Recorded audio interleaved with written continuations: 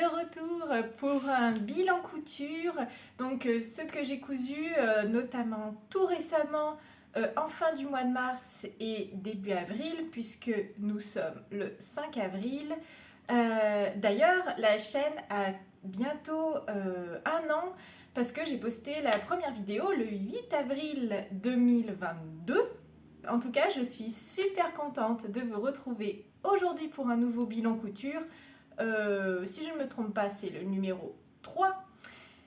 Et voilà, on commence tout de suite. Je vais essayer de vous faire ça dans l'ordre où je les ai cousus. Alors pour commencer, c'est ce que vous voyez juste ici.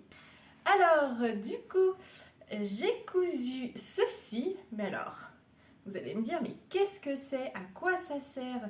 Et bien en fait, c'est un présentoir, un rangement. Je ne sais pas comment on peut appeler ça. Moi, j'appelle ça un présentoir à couture. Donc, ça se présente comme ça. Hop. Donc, avec deux parties cartonnées. Donc, en fait, il se trouve que j'avais sous la main un carton bien rigide. Alors, plus rigide que du carton ondulé marron. Donc j'avais un carton bien rigide qui est en fait l'arrière d'un bloc de papier à dessin. Et donc ce carton-là était vraiment super rigide, donc je me suis dit c'est l'occasion parfaite pour faire ce projet.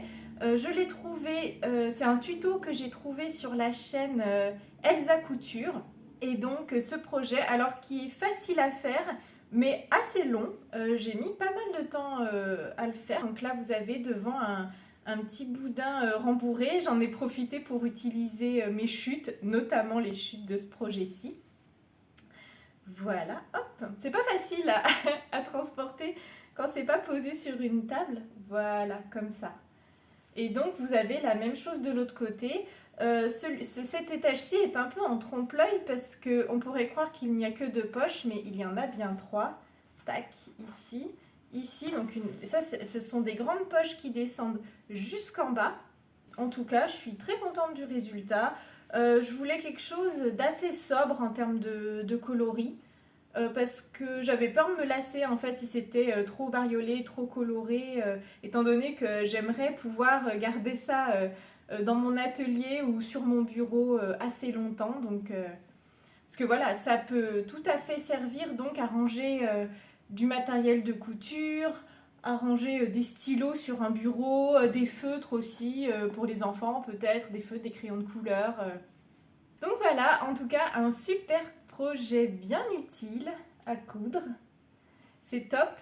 Maintenant, il faut que je le remplisse correctement avec, par exemple, je sais pas, mes ciseaux, mes règles de couture, règles à ourlet. Oh, on peut mettre tellement de choses dedans, le découvite. Voilà, toutes ces petites choses qui traînent un peu ou qui peuvent être dans un panier et que du coup vous pouvez ranger de façon beaucoup plus pratique sur ce genre de présentoir. Ensuite, dans l'ordre toujours, j'ai cousu le top Lisa de chez Vestiaire Éponyme. Voilà. Hop. Alors, je vais vous insérer des vidéos portées pour que ce soit beaucoup plus parlant. Mais en tout cas, je vous le montre ici. Voilà, comme ça vous le voyez. Donc, c'est un top vraiment facile à coudre. Encore plus facile, j'ai trouvé que le top fleuri que je vous ai présenté dans un ancien bilan couture. Vous avez tout simplement un ourlet en bas, il n'y a pas de fioriture, de feston ou quoi, c'est tout simple. Et il n'y a pas non plus de parmenture. D'ailleurs, il n'y a aucune couture apparente. Ça, je trouve ça super, ça fait vraiment des jolies finitions. Il faut bien comprendre un peu comment on fait ça, comment on coud. Il y a un ordre bien particulier pour coudre tout ça. Mais en tout cas, comme la dernière fois pour le top fleuri, ce top Lisa était vraiment un plaisir à coudre. Toujours, il n'y a pas à dire, hein, les patrons de Vestiaire Éponyme, c'est vraiment le top. Vous avez des dessins d'illustration, c'est bien expliqué. on nous explique au départ pourquoi et on va faire ça, etc. Enfin, j'aime beaucoup. Donc, alors moi, je l'ai cousu donc, dans 2 cretonnes, une avec des grues comme ceci, voilà, que je trouve super sympa. Et j'ai choisi pour alors l'intérieur, on peut dire, une cretonne blanche, toute simple, unie. Alors vous voyez qu'on voit un peu au travers, c'est parce que moi j'avais pas nécessairement envie qu'il soit réversible, même si en réalité c'est possible. Vous voyez, je pourrais tout à fait le retourner comme ça pour en faire un top blanc. Mais encore une fois, c'était pas forcément sa vocation de mon côté, ce qui fait qu'on voit un peu en transparence le tissu de derrière. Mais moi j'ai vraiment cousu ça, j'ai vraiment cousu le tissu blanc comme une doublure en fait. Voilà. Donc, mais sinon, vous pouvez tout à fait choisir 2 tissus différents qui vont pas trop, qui vont avoir une bonne opacité tous les 2 pour pouvoir vraiment, bah, vous voyez, il n'y a toujours aucune couture apparente quand on le retourne. Hop, comme ça on dirait un veston. Voilà, donc ça c'est l'arrière avec un nœud comme ça. Encore une fois, porté, ça sera beaucoup plus parlant, je pense. Voilà, donc c'est vraiment un haut très très estival, hein. Pas forcément très habillé étant donné qu'il est vraiment dos nu derrière. Vous voyez, voilà, même à l'arrière. Mais je trouve que pour les jours d'été où il va faire super chaud et tout ça, je trouve ça génial. Alors c'est vrai que le seul petit défaut, selon moi, de ce haut, c'est sa coupe. Je la trouve un petit peu informe. Alors après, ça dépend des goûts. C'est vrai que moi, j'aime bien quand les hauts sont assez cintrés et marquent un peu la taille. Ou en tout cas, je sais pas comment expliquer, oui, un peu plus de forme en fait, on va dire. Bien que j'aime beaucoup la coupe du top fleuri par exemple. Je trouve que sur ma morphologie, ça allait mieux. Et ici, je trouve que ça donne quelque chose d'un petit peu informe.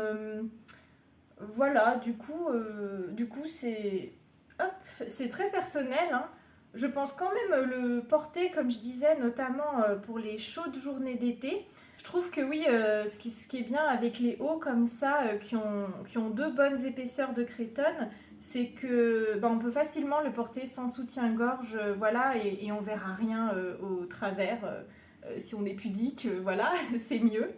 Et hop, voilà derrière. Attendez, je vais vous l'attacher derrière, ça sera plus simple. Voilà. Hop. Comme ça, c'est tout de suite plus parlant. En plus, on peut jouer un peu avec les couleurs du nœud. Hop, comme ça. Voilà. Comme ça, c'est plus parlant. Et puis, on peut jouer un peu justement avec le contraste des 2 coloris, intérieur, extérieur et réversible. Voilà. Hop. Et encore une fois, très simple. Oui, du coup, aussi, vu qu'il n'y a aucune couture apparente, il n'y a pas du tout besoin de surjeteuse ou de surfilet. Ça aussi, c'est quand même un bon gain de temps. Donc, c'est sympa. Voilà. Hop. Donc, voilà pour le top Lisa de Vestiaire Éponyme. Comme d'habitude, tous les liens seront dans la barre d'infos juste en dessous. Ah, et du coup, j'ai pas précisé, c'est un patron que j'ai trouvé sur le site Makerist. Et du coup, régulièrement, ils font des ventes où certains patrons sont vendus à 2 €. Et j'avoue qu'à chaque fois, je ne peux pas m'empêcher de craquer sur quelques patrons. Donc, je pense que cette année, enfin, c'est pas je pense, en fait, je suis sûre que cette année, beaucoup de patrons des vêtements que je vais coudre vont venir de Makerist. Et à chaque fois, de toute façon, je vous dirai quelle est la marque du patron, plus précisément. Voilà. Ensuite, j'ai cousu. Ah bah ça, c'est récent parce que c'est ce que j'ai cousu carrément hier. Donc j'ai cousu cette petite bête que vous voyez ici. Je ne sais pas si on la voit bien. Tadam! Alors, donc, bon, pour l'instant, ça va. On arrive quand même à reconnaître, je pense, qu'il s'agit d'un teckel. Il me fait trop rire, il est trop mignon. Et donc, bon, alors là, il est un peu en hémorragie de watts. Il faut que je ferme tout ça. Hop! Donc ça, c'est un teckel que j'ai eu envie de faire récemment, après avoir vu la vidéo, la dernière vidéo de la chaîne Rosaline et Suzanne. Voilà, donc il y en a cousu un qu'elle a appelé Albert. Et j'ai trouvé tellement mignon. C'est un patron de chez Tilda. Donc moi par contre c'est pas du tout des tissus Tilda, hein. J'ai récupéré des chutes dans mon stock. Voilà. D'ailleurs si vous reconnaissez le tissu extérieur, c'est l'intérieur de ma besace Pollock que je vous avais présenté dans une autre vidéo, encore une fois l'année dernière. Donc voilà. Hop. C'est trop chou. Et en fait, ça faisait longtemps que je voulais coudre. Alors, pas forcément des poupées, parce que je suis moins attirée par ça, mais plutôt des animaux. Donc, j'ai notamment prévu de faire une poule, un lapin, une petite souris. Enfin, on verra ça, hein. Donc voilà, je suis vraiment dans les petits animaux mignons, toujours. Donc, vous voyez qu'il lui manque les oreilles. Elles sont ici, elles vont venir se mettre comme ça parce que je l'ai pas... Là, il est fini peut-être à 90%, on va dire. Donc, je viens juste de le rembourrer d'ailleurs. Voilà. Et donc, il lui manque ces petites oreilles que je vais venir coudre ici à la fin. Et puis, bah, la petite queue quand même aussi. Voilà. Tac. Je sais pas encore si je lui ferai les yeux et le nez. C'est vrai que dans les instructions du patron de chez Tilda, ils font les yeux à la peinture noire et ensuite ils brodent un petit nez rose. Voilà, pour l'instant je suis pas encore sûre de le faire parce que je le trouve vraiment sympa comme ça. Je verrai ce que ça donnera une fois que j'aurai cousu les oreilles, mais c'est vrai que je le trouve... je l'aime bien comme ça. Et donc, je l'ai cousu dans 2 cretonnes. Les 2 viennent de chez Mondial Tissu. Donc voilà, ça c'est mon teckel. Ah oui, et j'ai décidé de l'appeler Ulrich. Pourquoi? Parce que je voulais un prénom allemand, puisque les teckels, c'est une race de chien qui vient d'Allemagne, tout simplement. Donc voilà, donc je vais finir ça dans les prochains jours. Puis du coup, je vous le montrerai entièrement fini dans une prochaine vidéo. Hein? T'en penses quoi? C'est pas mal? Oui. Bah tu peux pas m'entendre pour l'instant, t'as pas d'oreille. C'est vrai.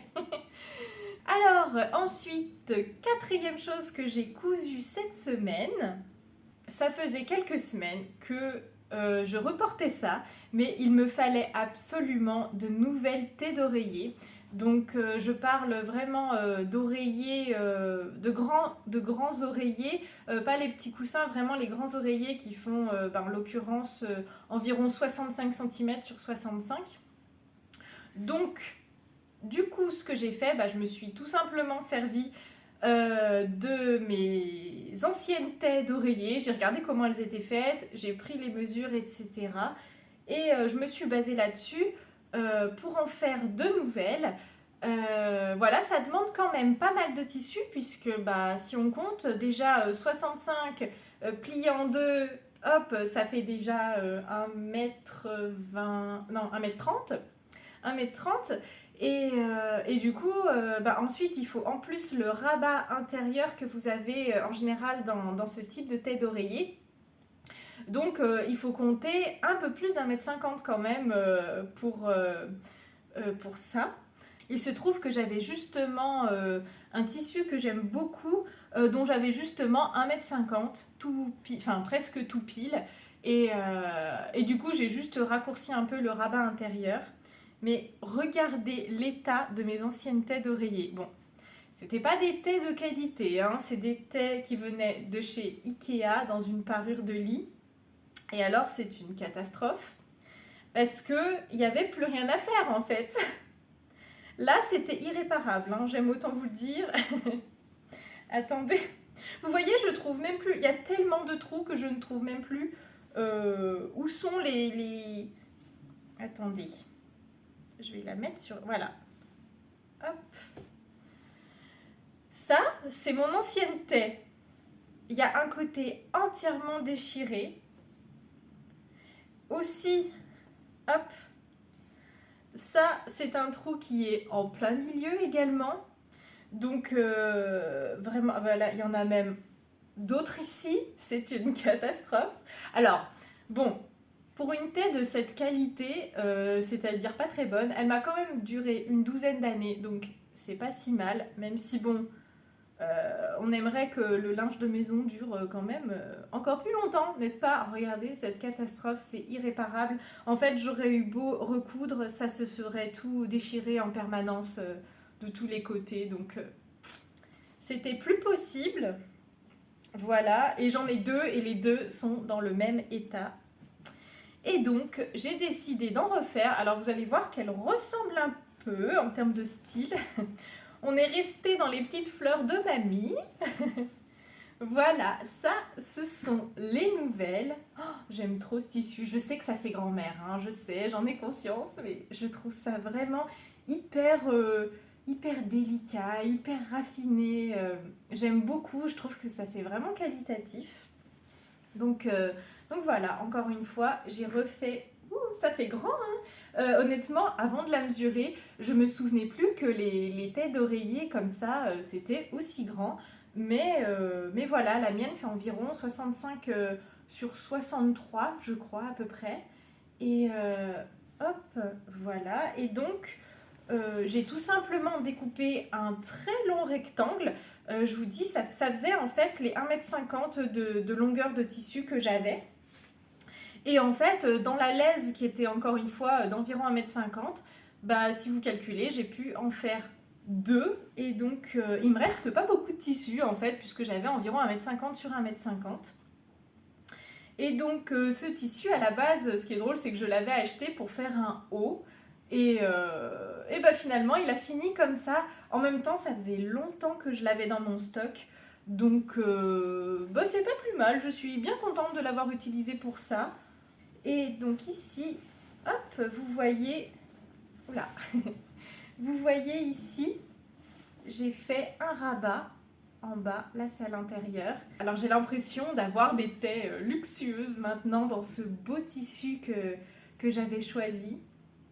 Donc, je suis trop contente. Je suis trop contente.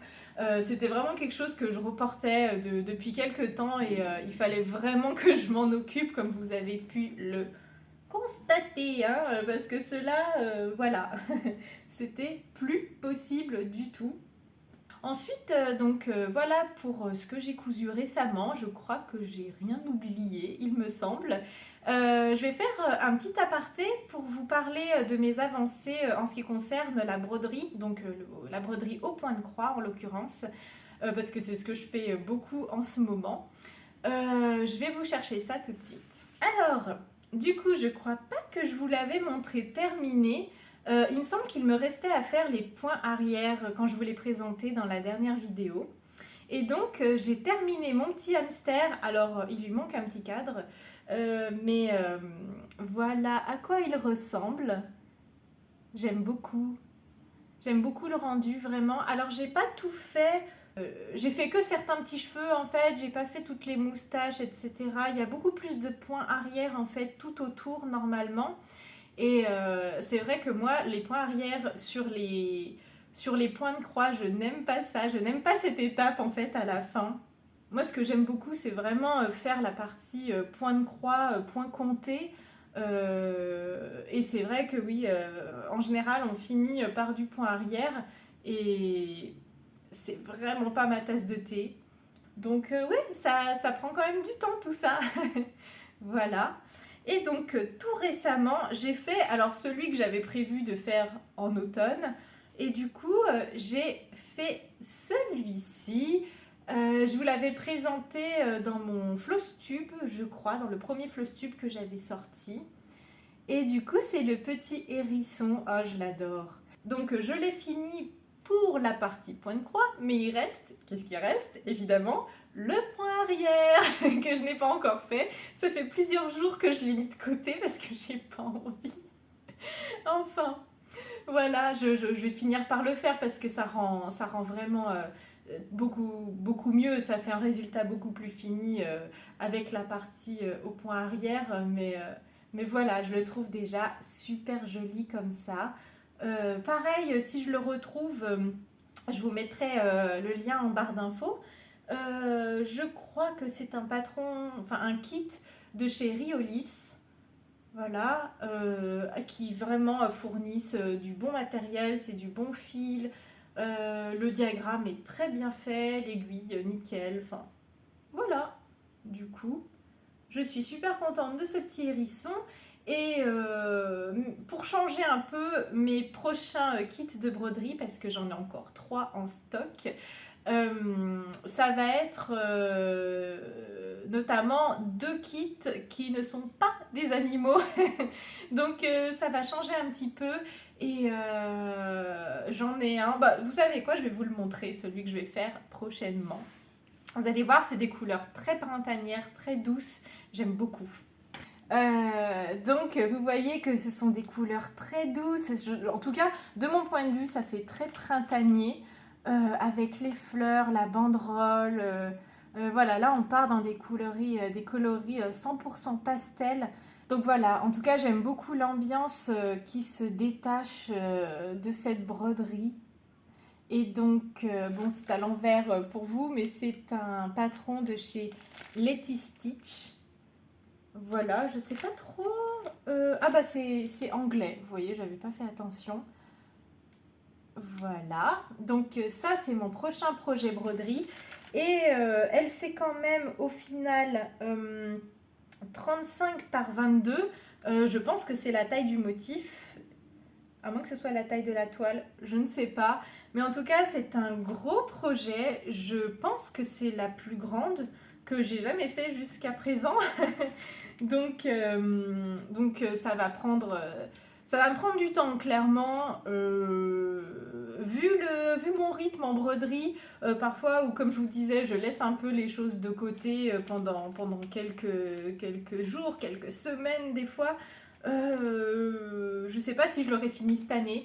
On va dire que c'est mon objectif, voilà, mais j'ai aussi conscience que ça va me prendre beaucoup de temps, beaucoup d'heures, beaucoup de sessions broderie.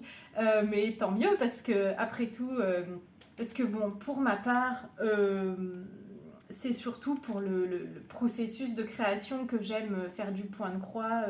Et en fait, c'est pas plus mal que ça dure longtemps parce que c'est que des heures de bonheur créatif qui m'attendent. Donc, ah voilà, là vous voyez bien aussi.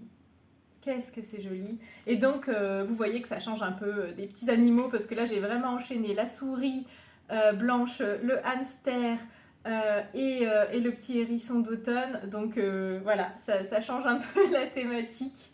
On a fini l'arc des animaux. Voilà. Hop. Et enfin, dernière petite chose, j'ai eu envie de me lancer dans le patchwork, en l'occurrence le patchwork qu'on appelle jardin de grand-mère. Et donc il s'agit de petits hexagones, je vais vous montrer ça tout de suite. Donc ce sont plein de petits hexagones. Donc ça, je l'ai fait avec plein de chutes. J'avais énormément de chutes différentes dans ma corbeille à chutes. J'ai fait donc beaucoup de petits hexagones. Il n'y en a pas 2 pareils. Voilà, ils sont tous différents. C'est que des chutes de tissus différents. Donc autant vous dire que ces dernières années, j'ai pas mal cousu. Donc voilà, je sais pas combien j'en suis. J'ai pas compté. Et en tout cas, je me suis basée sur des gabarits que j'ai trouvés. C'est Rose et Balle de laine. Donc, elle montrait ses jardins de grand-mère qu'elle était en train de faire et les gabarits qu'elle utilisait. Hop, en l'occurrence, voilà. Donc, comme vous voyez, c'est en inch, mais en tout cas. Je me suis servi de ça et de celui-là. Donc en fait, ça, c'est les c'est ceux que j'ai découpés. Vous voyez, quand je découpe, ça ressemble à ça au départ. Voilà, donc ensuite je les repasse bien. Et ensuite, il s'agit de venir coller avec une colle temporaire. Hop, voilà, comme ça. Et donc, vous venez rabattre sur le papier. Donc, papier que vous pouvez laisser ou non en fonction de ce que vous voulez faire. Évidemment, si vous voulez faire, par exemple, une couverture que vous avez lavée, bien sûr, vous allez retirer le petit papier par la suite. Mais donc, voilà, il s'agit de venir rabattre comme ça, hop, les bords de l'hexagone. Et ensuite, ça vous donne donc quelque chose comme ça. Voilà, et derrière comme ceci. Et donc voilà, donc je sais pas encore bien comment je vais articuler ça, ce que je vais en faire concrètement. Au départ, je voulais faire une sorte de tableau avec tous mes hexagones. Au final, ça va faire quelque chose de tellement grand que je sais pas trop, parce que je me rendais pas compte que j'allais en avoir autant en fait. Et du coup, je vais voir ça, je vous montrerai comment ça évolue. Je me mets pas la pression là-dessus. Voilà, je vais voir un peu ce que j'en fais. Tout ça, c'est vraiment pareil, hein, c'est vraiment du loisir, hein, donc clairement, pas de pression, on verra bien. C'est mon premier petit jardin de grand-mère, c'est la première fois que je fais du patchwork, donc c'est un petit essai, mais voilà, ils sont tous dans ma petite boîte avec la colle que j'ai utilisée. C'est une colle en bâton, une colle temporaire spéciale tissu, donc elle est en bâton comme ça. Faut que j'en rachète d'ailleurs parce que j'en ai plus, donc j'ai pas pu continuer d'ailleurs. Et voilà, je crois que je l'ai trouvé sur le site Rascol, si mes souvenirs sont bons. Et vous avez des recharges en fait que vous pouvez acheter. Vous avez la petite, là j'en ai plus. Vous avez la petite recharge en fait que vous pouvez mettre dans le stylo comme ça et c'est bien pratique. Voilà donc pour mes petites coutures récentes. N'hésitez pas si vous avez des questions, si j'ai oublié de mettre des liens en barre d'infos, n'hésitez pas à me dire ça. Et puis n'hésitez pas aussi à me parler de vos projets à vous, ce que vous êtes en train de coudre, ce que vous avez cousu récemment, vos derniers projets couture, vos derniers projets broderie. Voilà, j'aime bien quand on parle de tout ça. C'est aussi le but de cette chaîne de toute façon. Donc c'est d'échanger sur tous ces sujets. Et donc je vous dis à très vite, on croise les doigts, pour une prochaine vidéo. N'hésitez pas aussi à me suivre notamment sur Instagram où je poste donc quasi quotidiennement les projets que je suis en train de faire, mes envies couture, mes envies broderie, des inspirations. Donc n'hésitez pas à me suivre là-bas. Pareil, je vous mettrai le lien en barre d'infos. Et j'en profite pour vous souhaiter un joli printemps qui démarre. Et je vous dis à bientôt. Je suis de retour pour un nouveau bilan couture avec ma chaise qui grince.